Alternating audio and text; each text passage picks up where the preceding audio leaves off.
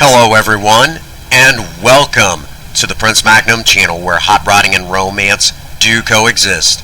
I'm your host, Prince Magnum. Welcome to a Star Trek Online episode, a supplemental episode, alright? One of the first things that we got to talk about is the ship that, you know, has kind of become my fleet's ongoing meme, the U.S.S. Maverick. Now, if you're wondering where the name came from, you all know that here on this channel, if you're diehard fans of the Prince Magnum channel, I own a 1975 Ford Maverick. And I really love the car. It's a lot of fun to drive. I can't wait to get it back on the road. You know, that frickin' deer running out in the middle of the road and me nailing them, you know, kind of put a damper on things. But that being said, I felt it was necessary to name a ship after the Ford, the original, the real Ford Maverick, not that piece of shit truck. And for the record, I also have another ship called the U.S.S. Spirit. Well, the name of my 1975 Ford Maverick is Project Spirit, so hence why I also have a U.S.S. Spirit. Okay. So, real quick, this, if you're true Star Trek fans, you'll note that this looks a lot like the Galaxy Dreadnought X from the final episode of Star Trek The Next Generation, All Good Things. So, there's that little bit of tidbit, but this is a little bit different. I'm going to show you guys now the build on this ship, because like I said, it's a running meme inside the fleet. When the U.S.S. Maverick leaves space dock, that wherever she goes, when the moment she leaves space dock, it's considered a war crime. So I figured I would go ahead and show you guys the build and actually adding to the build, because there's more to it than just throwing a lot of epic stuff at a ship. Alright? And many of you, and really quick, I know there are others of you out there that that'll say, well, I've got a different build, or I like this build more. Fine, this is just what works for me. Okay, and you're welcome to tell me about your, please tell me about your build in Star Trek Online in the comments section down below. All right. So first thing out of the gate, let's talk about the ship itself. This is a Terran Cirrus Command Dreadnought that looks like the Galaxy Dreadnought X. Alright? I have found that the Terran Empire ships, they're just like the Federation ones, but they're a little bit harder hitting. So I had to get the, this particular version because it's going to hit a little bit harder than the normal one. with something like this ship, it comes with a whole series of other problems that we'll get to in just a moment. The core of the ship, this stuff right here, deflector, impulse, warp core, the shields, those are specific, okay? If you will, that's the core of the ship, the add-ons, the important stuff. And I needed a setup that I knew would not only help me keep the ship, standing, but it would also help me deal a lot of damage. It was going to be the all-around thing for my fleet. This is what we needed. So out of the gate, if you played the game for a while, you'll recognize that this entire setup is the same. It's the Discovery Legends set. There's the Tilly's review pending modified shield Mark 15 epic. There's the warp core, the mycelial harmonic matter antimatter core Mark 15 epic. That's a mouthful. The mycelial wave impulse engine Mark 15 epic. And of course the non-baric, so it's the full set on this ship, and I turned it Mark 15 epic or gold. Okay, now that supplies the core of the ship. This allows me to take damage. It allows me to it all ties in. You guys know how this goes. This all ties into me dealing damage. So, unfortunately, there is drawbacks, okay? Number one drawback is if you turn on your, if you, down here at the bottom, you won't be able to see it, but there's a command order to attract fire. It means that you want everybody on that map to pay attention to you. Yes, it's strong, but if you get enough of them on you, you ain't standing, okay? Your ship will go down. And it's not the fastest. It's not the fastest thing, and it's not the most maneuverable thing in the game. It's a good setup, but if you've got it on a ship like this, you might as well be saying you're trying to steer a steel brick. It's like trying to drive. It's like trying to race a refrigerator. Okay, it's just not going to work. All right, it's like racing a refrigerator around NASCAR track. Okay. So moving on to the weapon systems on this ship. Up here, you'll notice the advanced Piezo Polaron beam array. This will be a theme you're going to see here, okay? Because I have the full set here. There's the torpedo launcher, and of course, right there is the console to go with it. Again, we're talking full Mark 15 epic. And please note, I get the increased shield capacity, I get the turn rate with it, and then increased Polaron damage. Ta-da! There's a Polaron beam. We'll get to all that in a second again, because also on the rear of the ship, aft, I've got another one. Not obviously, I can't put two of the same because this is the advanced one that you get through reputation, but I've got one down here again, Mark 15 gold. Now, why such of an insistence on these two? Because it'll say it right there.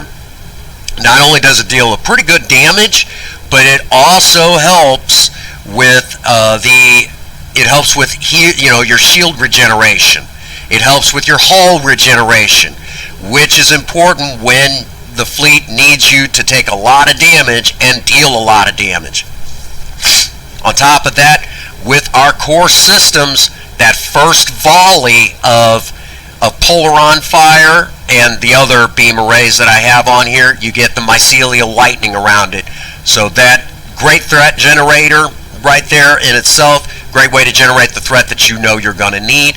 And on top of that, you can deal a lot of damage right out of the gate. So very important to remember. Now, right over here, let's go right here. We have the Pavin Proton Beam Array, the omnidirectional. Again, Mark 15 gold, and I have the full set on the ship. So I've got that along with the torpedoes and of course the console to match. And right here, right out of the gate, extra proton damage. Firing cycle haste is increased by 8%. 3 seconds on shared minus 3 seconds on shared cooldown of cannon firing modes. That doesn't really help me, but the other two do. And with this set, I've got a 360 direction at whatever target I'm firing at, and that's not a joke weapon there. And then right next to it, I've got these torpedoes that have quite, I know they say, well, it's a 180 degree, and you'll note those are 90. So I've got a big firing arc at the rear of the ship, very useful, okay? So this set is it's very helpful, very, very helpful, okay? And then right up here in the front, you know what, we're right here, let's go ahead and do it. I'm going to pull this piece off, and then we'll just go ahead and have a big hee-haw because, oh, look, he did another one. All right, there we go. And very anticlimactic. Okay, there it is. Right up front, we have the Dyson proton weapon. This fires another proton beam array. And then to go along with that, I've got gravimetric torpedoes. Again, these are no joke when it comes to torpedoes, and in Dyson Sphere, they're very useful. Oh boy, very useful. And then, of course, I've got one last piece to turn gold on the ship. I've got the console to go with it. So, if you will, the Polaron beams here and here work in conjunction with this console here work well together. Then I've got this piece that completes this set here. And now, this set and this set work together now, helping each other cause more damage, because one of the problems that you run with the proton weapons is they just don't deal a whole lot of damage. They just don't. Which is why this one is, even as weak as it is, even as weak as this son of a gun is, that's why we have this on the rear of the ship. So it's like I'm always firing up front. There's always 3 beams firing in the frontal direction. And I still have 2 for the back. And then, I still have 2 for the side. And technically, you can even say that to the left of the ship, I have 3. So, I mean, in one way or the other, I'm still getting a lot of firepower from this spread out. Now, there is one weapon that we've yet to talk about, and it's the elephant in the room. These right here, Maelstrom Trifluoride Torpedo Launcher Mark 15. And please note them nasty numbers on that. That's why I had to turn this solid gold on this ship, because working with this one, I had an open slot. It's perfect, okay? So, if you will, this is kind of like the piece de la resistance, the thing that really kind of makes it that one-shot wonder. The ship that just, as soon as the torpedoes go off, I'm making all the jokes about explosions and crap like that in a live stream. That's where it's at. It's these. Now, I got these, I unlocked this, I guess you could say, because I can put them on any ship, and I can do a reclaim anytime I want. But what I actually, if you will, I had to do an event. I got it unlocked, and these things are super useful. Super useful. I will tell anybody, if you don't have, you wish you did. And again, you can see the numbers there. That is the game changer. Okay? That's the game changer. No question about it. So that is the weapons systems here, but there's more to it than just weapons.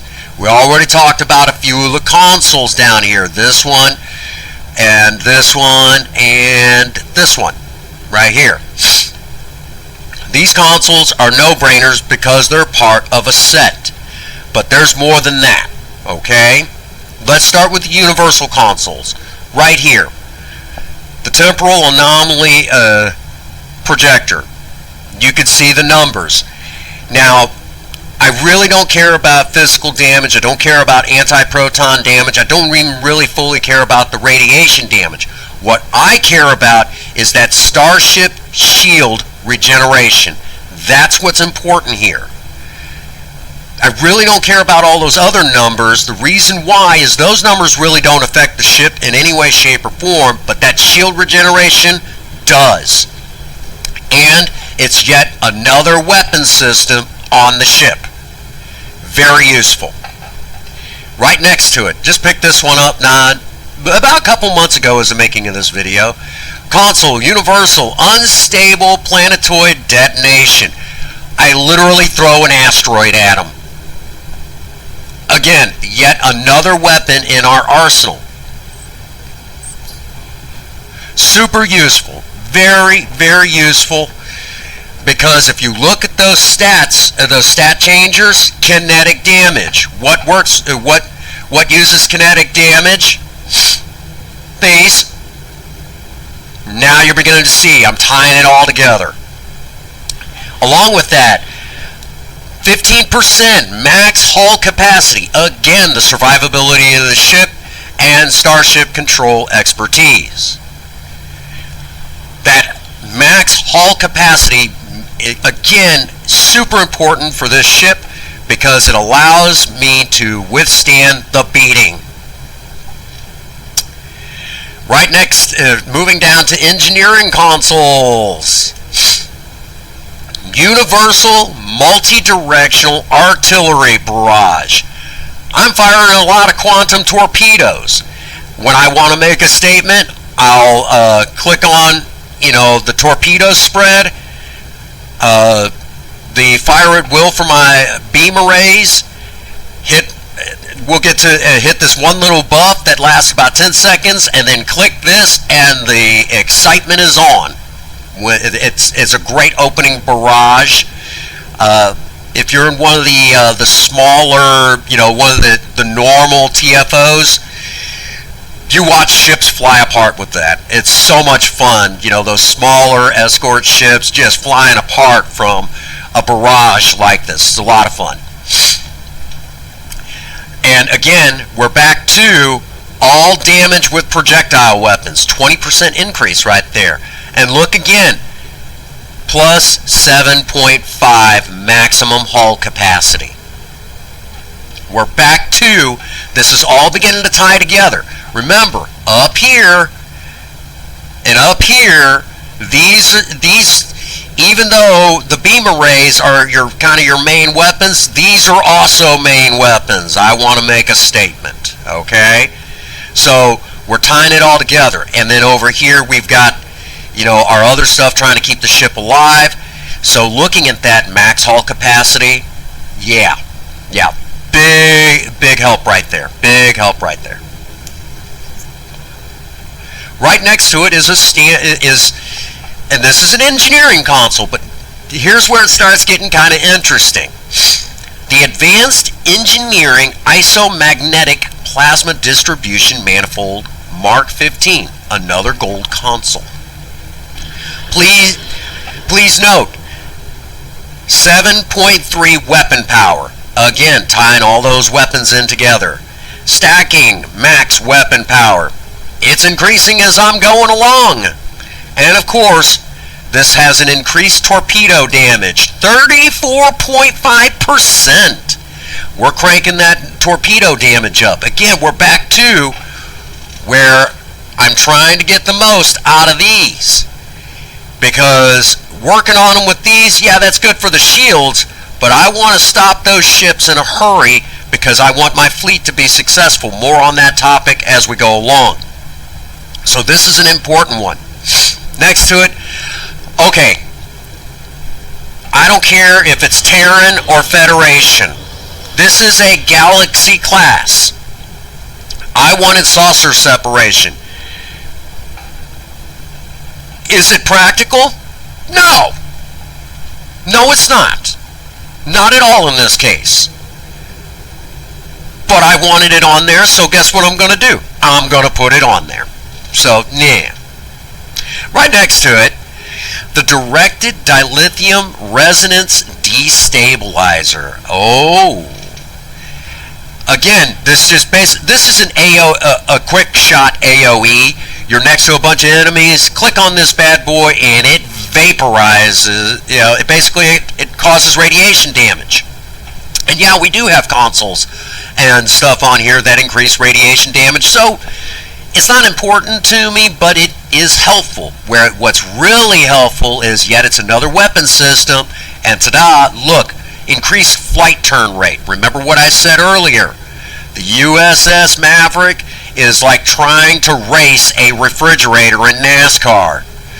So now we've increased our turn rate by 19%, and of course current and maximum shield subsystem power. Ta-da! There it is again. Everything tying in, trying to increase shields, hull capacity. We've already cranked up the firepower. Now we're doing it even more in other ways. Okay? So again, you know, you guys are beginning to see what's going on here. Right next to it, another one of those advanced engineering isomagnetic plasma distribution manifolds. This is, of course, a Mark 15 Epic or Gold. And I've got an increased turn rate with it. Same as before. Weapon power 7.3. Stacking max weapon power 7.3. The flight turn rate 52.5%. Now we actually have a chance to make this ship steer and not steer like a fucking brick. So now we're a little bit more useful on the battlefield. She's still slow as fuck, but at least she can turn. Okay? At least she can turn, and she can do a lot of damage. So this is, and again, I know some of you say, well, I've got other ways I do it, you know, but this is just how I do it, all right? And hopefully, you know, you kind of, you know, that gives you a little something to work with. All right, moving on, science consoles. And you'll notice a lot of universal consoles, even where they're science. I did this one through an event, the Portal of the Damned. Armor penetration versus, you know, basically 28.5 armor penetration with weapons versus foes affected by DOT, damage over time. For those that are not in the know on the MMORPG game systems, DOT, it means damage over time, DOT, all right? Then, of course, you know, particle generator increase, but none of that really makes a big difference. What does is yet another weapon system. It creates like this little shockwave area, you know, where there's this huge fireball and all these little demons are coming out and attacking ships. And while they're caught in the fire, it's doing a lot of damage. So this just makes sense.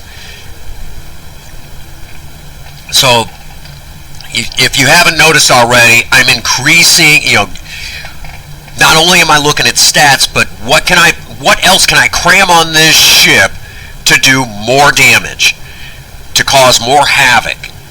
You know, so if you haven't figured that out by now, you'll notice that seems to be the thing. What can I do to put in its, you know, to put here to cause more destruction? And then, of course, we talked about this console, so it's not worth mentioning again. All right, here we go.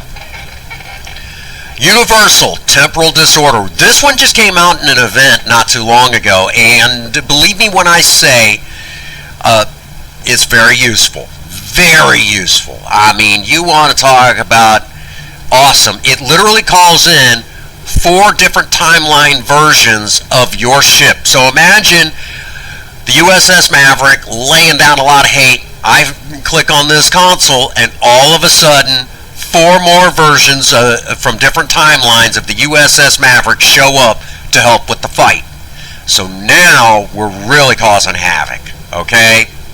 Believe me when I tell you, it's very useful. And what else is very helpful is for at least, immune to all damage for 3 seconds when hull is 50%, below 50%.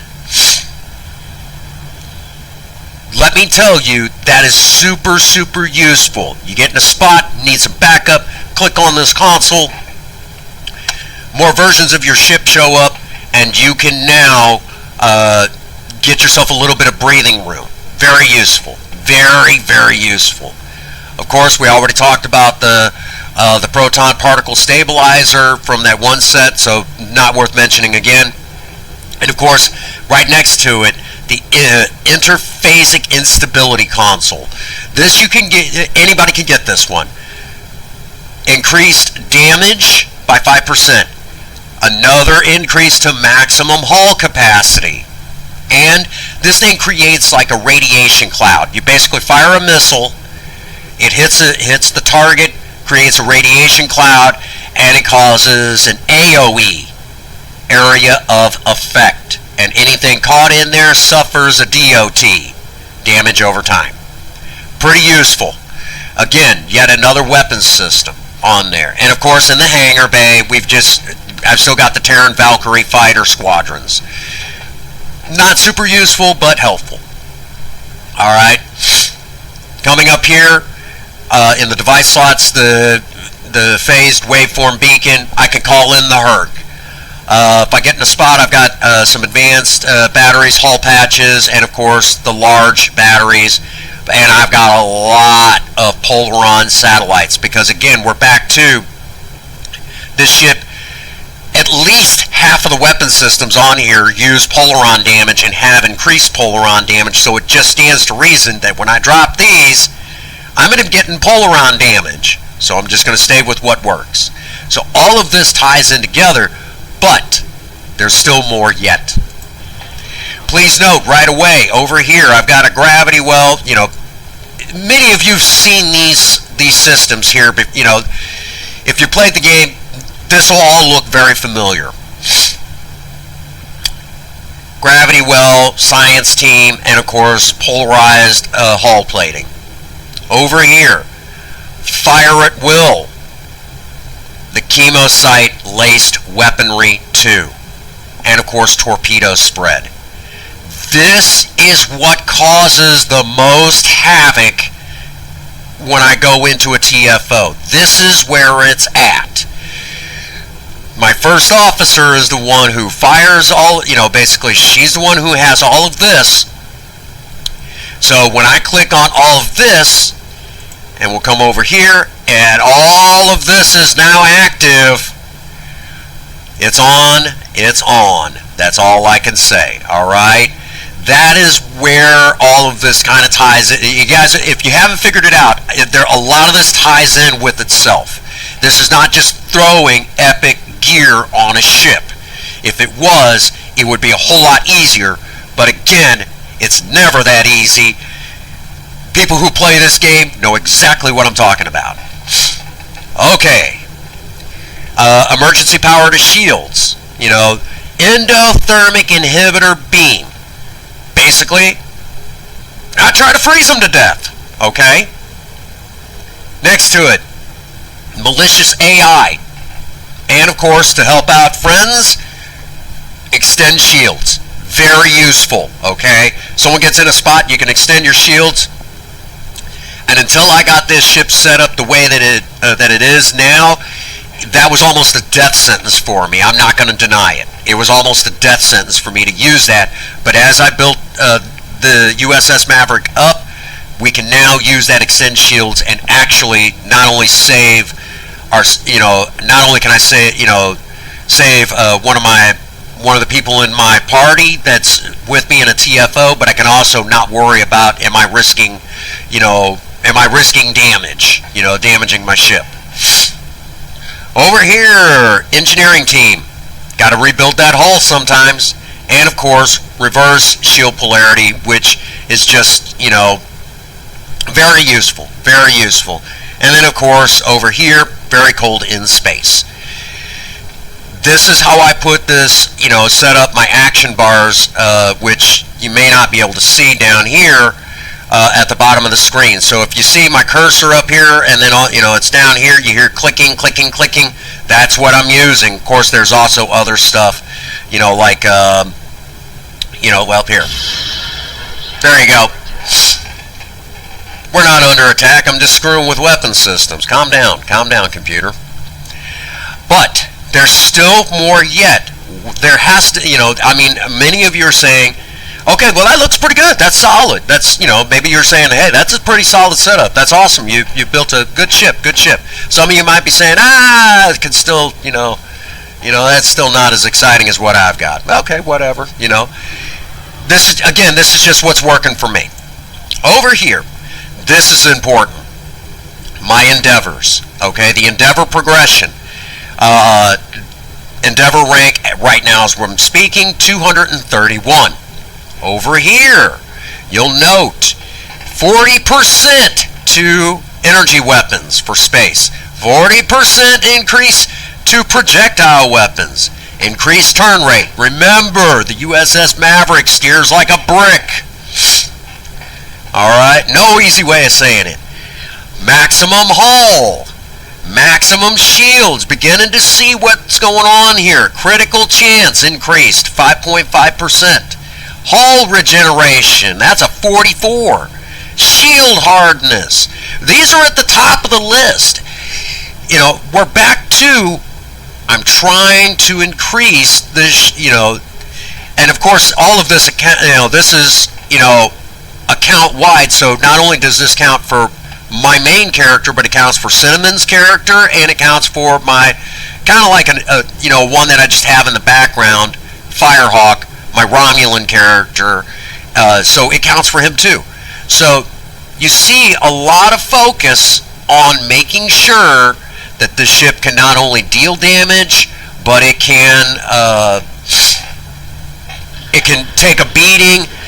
Now, really quick, and if you yourself are a fleet commander here on Star Trek Online, you guys know, you'll know right away why this ship exists, okay? Because some people are like, dang, man, that's a lot of hard work. Nearly pretty much 3 years in the making, and we're at this point with the U.S.S. Maverick. Man, that's awesome. That's, and some people even say, why do you need a ship that powerful? There's some people in the game, because, I guess, I don't know why, why not have a ship that powerful? I mean, if you haven't built one like that, you need to, okay? But the main reason I built this ship to be like this, and I hate to be the guy to say it, but when you're a fleet commander and someone in your fleet says, hey, I need help with this, or, hey, I want to do this TFO, I want to do advanced, I want to do, the elites, and you want, and in elites, if you're not on the stick, you will fail that elite mission. So you have to actually, when you guys see this, this is for the fleet. I did this for my fleet. Just plain and simple, I did it for my fleet, because if they want to do something, I want to make sure, to the best of my ability, that they themselves come out on the other side saying, wow, that was awesome, I was able to get everything I want. You want to make your fleet happy. Those are your buddies. That's why you started the fleet, so you and your buddies can have fun. But if you're the one in command, if it's your fleet, your crazy idea to put all this together, hate to be the guy to say it, fleet commanders, leave it in the comments section down below, put it in the chat. It falls on you sometimes to make sure that those fleet members, that they're successful at what they're looking at. A lot of times, I don't think people realize sometimes how even though you don't get paid for it, it's almost like another job being a fleet commander. For that matter, a guild leader in World of Warcraft, or any MMORPG, if you're in charge of some sort of faction, which this definitely deserves a video of its own, you pretty much, if you're in charge, if you started a group faction, you just took on a second job, or third, just kind of depends. So that is my build for the U.S.S. Maverick. I hope you guys got a little something out of this. Again, this ship exists to make sure that my friends that are in my fleet, the friends that I've made, here on YouTube that play the game with me, I wanted to ensure that they themselves, if they wanted to do a mission, do whatever, that they would be successful.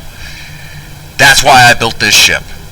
Okay? And really quick, if you're wondering why this ship is blue, here it is. Baseball Vanity Shield, Andorian blue bores. That's why the ship is blue. And it actually is very similar to the color of blue that is actually on the actual Project Spirit, my 1975 Ford Maverick. So if you guys were wondering, ship's blue. Why is it blue? It's blue. It's blue. Anyhow. Alrighty. So if you enjoyed this, leave a like. If you're not subscribed, we're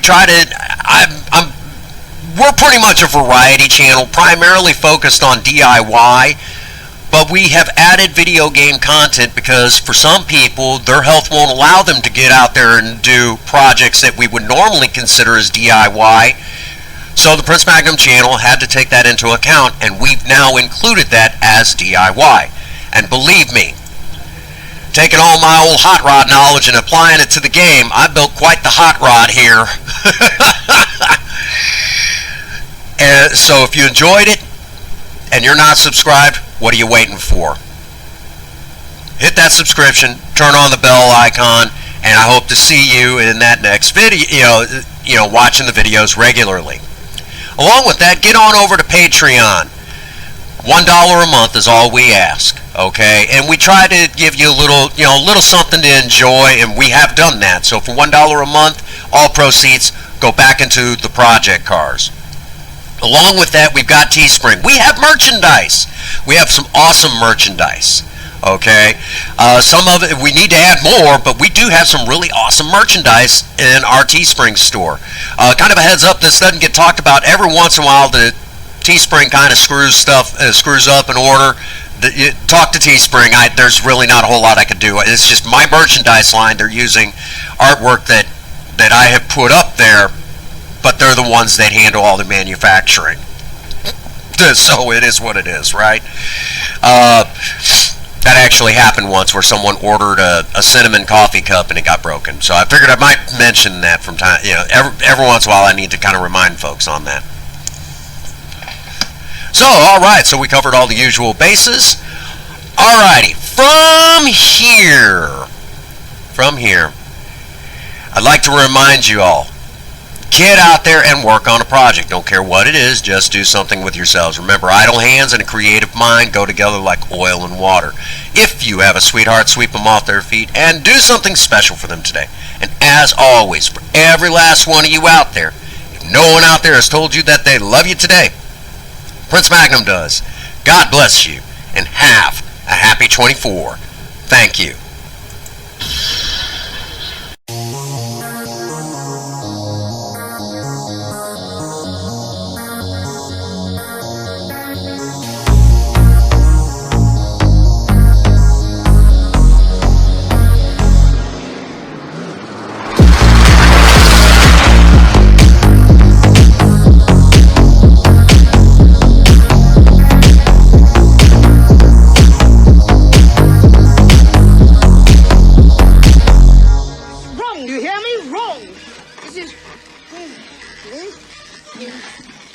Wrong me, my brains are...